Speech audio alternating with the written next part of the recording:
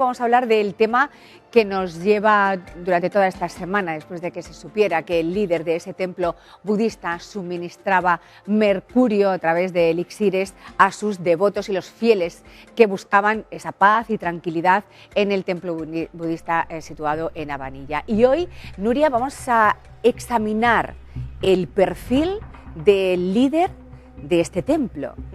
Sí, también de las personas que eran capaces en carne de dar miles de euros y muchos de ellos incluso, todos los bienes que tenían. De hecho, en esta operación de la Policía Nacional, ahí están viendo esas imágenes que se llevó a cabo hace un par de días por parte de la Policía Nacional, un dispositivo bastante amplio. Encontraron, ahí están viendo parte de ese dinero, porque en total hallaron 90.000 euros que venían todo, de esas donaciones de los fieles, unas actividades que en principio empezaban de manera gratuita, pero después terminaban cobrando. Ahí están viendo también algunos de esos elixires que también vendían a esas personas. Vamos a escuchar a la portavoz de la Policía Nacional en Madrid, que un poco nos va a hablar de este operativo que ya les hemos ido desgranando a lo largo de estos días, pero nos va a dar alguna que otra clave de la que todavía no hemos escuchado. Vean. La financiación de la fundación partía por una parte de donativos que llevaban a cabo los propios seguidores, y luego también contaban con una mercantil a través de la cual elaboraban elixires que luego comercializaban a través de herbolarios en internet o a través de la propia fundación.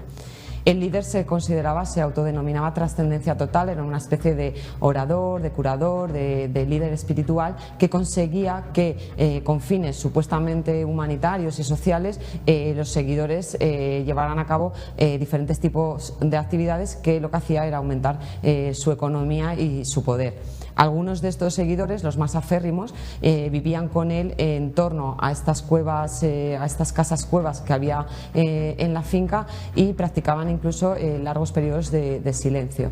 Algunos de estos fieles, los más aférrimos, rompían incluso sus vínculos familiares para dedicarse a este líder espiritual. Se llamaban los renunciantes, y llevaban a cabo actividades que respondían a necesidades personales o de la propia fundación, por ejemplo, actividades en redes sociales, labores de jardinería, administración, todo esto sin estar regulado legalmente, y además a través de jornadas maratonianas. Fruto de esta operación se llevaron a cabo dos registros, por una parte en la finca y luego también en la nave donde se elaboraban estos elixires, y además se localizó un zulo donde el detenido almacenaba el mercurio. Ha ingresado en prisión tras su detención y se le imputan diferentes delitos, entre los que se encuentran delitos contra la salud pública, delitos contra la integridad, asociación ilícita y delitos contra el medio ambiente.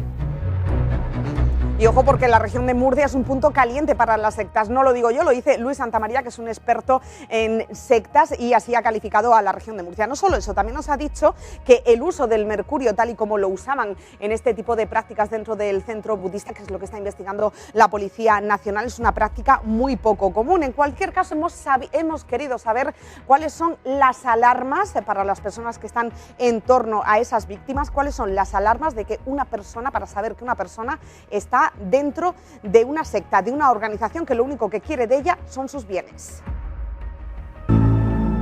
Bueno, pues en primer lugar, cuando hay un discurso que pretende tener la solución para todo, para todos los problemas, para todas las dificultades, quizás la curación, como en casos como este grupo, de una forma muy sencilla, ¿no? Cuando un grupo o un maestro ofrece respuestas fáciles y sencillas a cuestiones muy complejas, tenemos que sospechar.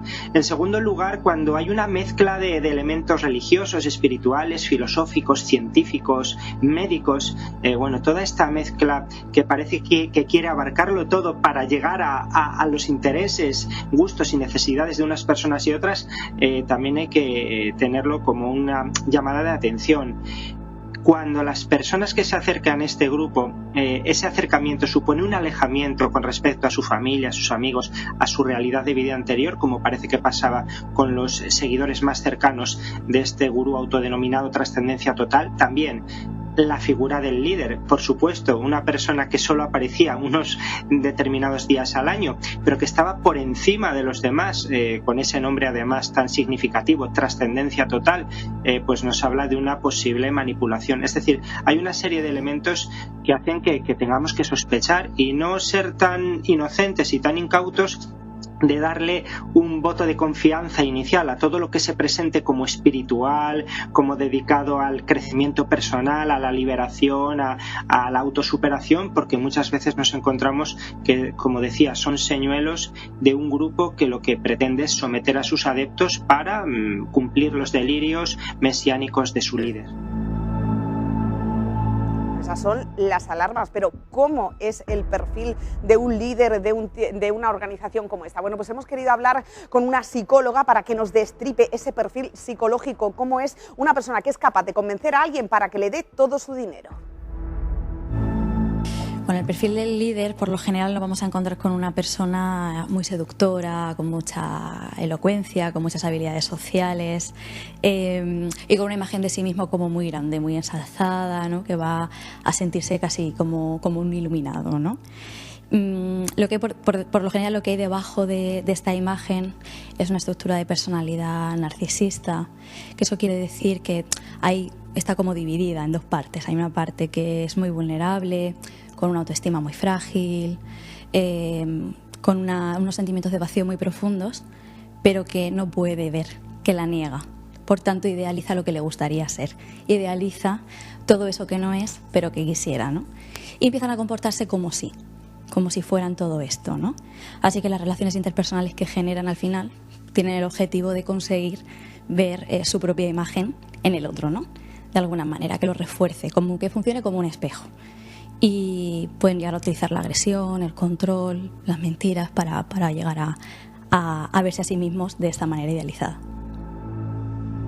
Eso del líder, pero ¿cómo son esas personas que entran en contacto con este tipo de organizaciones? Algunas sectas, ahí están viendo, bueno, pues algunas de esos ritos que hacían dentro de esas instalaciones. En principio, bueno, pues solían organizar actividades que eran gratuitas, que eran para dar a conocer un poco el centro. De hecho, tenían unas jornadas de puertas abiertas una vez a la semana, pues para que la gente pudiera ir y asistir, bueno, pues a esas charlas y a esos momentos para sentirse iluminado. De hecho, bueno, decían, no hace falta ni siquiera que toméis anotaciones de nada, porque después os podemos vender los libros en los que aparecen pues toda esta sabiduría que os estamos contando. Y una vez que entraban, según algunas personas que han estado dentro, dice que prácticamente pues todo se vendía, ¿no? Todo tenía precio, de ahí pues sacaban ese dinero. Bueno, pues como les decía, ya hemos escuchado cómo suelen ser, cuál es el perfil psicológico de los líderes, pero cuál es el perfil de los adeptos, de las víctimas, de las personas que acuden y que caen en estas sectas y que son capaces de dar todo su dinero.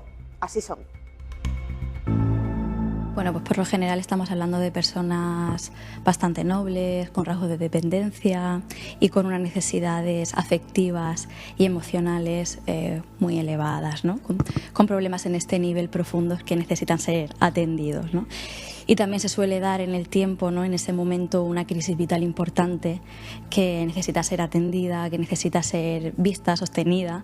Y a veces una solución mágica, ¿no? Un poco a los problemas que puedan estar presentando, ¿no? Entonces, claro, en este escenario, este tipo de estructuras, ¿no?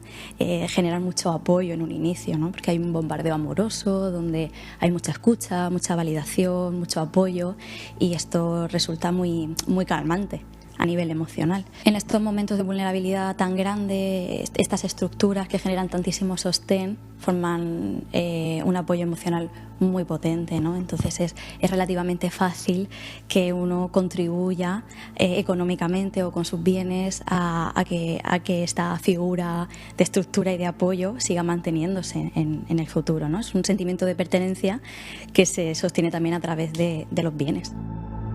Aparcamos este asunto y les hablamos ahora de otro asunto que traía de cabeza a los ciclistas que van por el puerto del Garruchal, porque en torno al mes de octubre empezamos a escuchar denuncias de ciclistas que iban por esta zona y que les disparaban. Bueno, de hecho ahí están viendo pues algunas heridas que les propinaron pues unas personas que estaban investigando. El caso es que tras una investigación por parte de la Guardia Civil ha identificado a 3 jóvenes, entre ellos hay un menor de edad, y están acusados, bueno, pues de ese delito de daños porque les causaron heridas a los ciclistas ciclistas, hasta tal punto que alguno de ellos llegó incluso a caer al suelo. Esta actuación se inició el pasado mes de octubre cuando 3 ciclistas que nuevamente salían en bici por el puerto del Garruchal denunciaron ante la Guardia Civil haber sufrido unas lesiones, al parecer por un arma de aire comprimido. Con esto se inició una investigación y se pudo comprobar cómo los presuntos autores de estos hechos iban en un vehículo, bajaban la ventanilla y ya disparaban a los ciclistas con un arma de aire comprimido. Esto lo solían hacer siempre los fines de semana. Esto generaba unas lesiones a los ciclistas e incluso alguno de ellos llegó a sufrir alguna caída. Finalmente, una vez identificado el vehículo, se pudo localizar a los 3 presuntos autores de estos hechos. Son tres varones, uno de ellos menores de edad, con los cuales se le atribuye la presunta autoría de 3 delitos de lesiones. Y seguimos hablando de la Guardia Civil. Este es un vídeo de este cuerpo en el que se ve ahí a los ladrones cómo entran rápidamente pues para desvalijar esas cajas registradoras. ¿Qué han hecho? Bueno, pues han desarticulado una organización criminal que se dedicaba a los robos con fuerza y por escalo. Y ojo, porque estaban afincados en Águilas.